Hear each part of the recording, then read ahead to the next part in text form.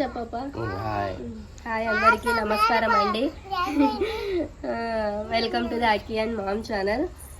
ఇక్కడ చూస్తున్నారు కదా, ఇద్దరు పిల్లర్స్ లెక్కలు నా పక్కన నిలబడుకొని ఉన్నారు. ఇక్కడ మా నాన్న, ఇక్కడ మా అమ్మ. సో నిన్న హనుమాన్ జయంతి అండి, పోలేదు టెంపుల్కి. సో ఈరోజు వెళ్దామని అనుకుంటున్నాను. అంటే అనుకుంటున్నాను అని కాదు, వెళ్తున్నాము, అందుకే వీడియో చేస్తున్నాను.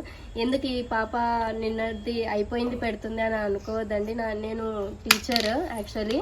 సో నాకు టైం కుదరదు, అందుకే అయిపోయినటివి పెడుతున్నాను. అయినా కూడా మీ సపోర్ట్ కావాలని కోరుకుంటున్నాను. సో ఈరోజు మా ఊర్లో హనుమాన్ టెంపుల్ ఎలా ఉందో చూపిద్దామని వీళ్ళ ఇద్దరితో పాటు మిమ్మల్ని కానీ తీసుకొని పోతున్నాను. మేము గుళ్ళోకి వెళ్ళంగానే ఉత్సవం అయితే వచ్చిందండి. సో ఉత్సవాన్ని మొక్కుకొని గుళ్ళోకి వెళ్ళాము.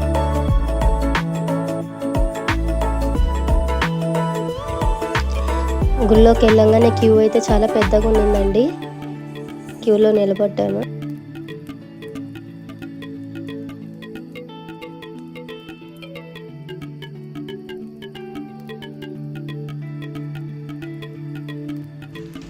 ఇది ధ్వజస్తంభం అండి. ఆంజనేయ స్వామిది రాగి మీద చెక్కినారండి. అక్కడ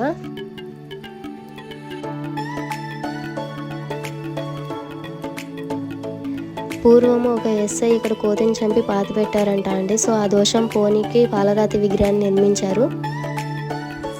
ఇది రథోత్సవపు విగ్రహాన్ని పెట్టి ఊరేగిస్తారండి. మా అక్కి పాప చూడండి ఎట్లా నిలబడిందో. నాగుల కట్ట అండి. ఇక్కడ చాలా భక్తితో మొక్కుకుంటుంది నా కూతురు, చాలా అండి.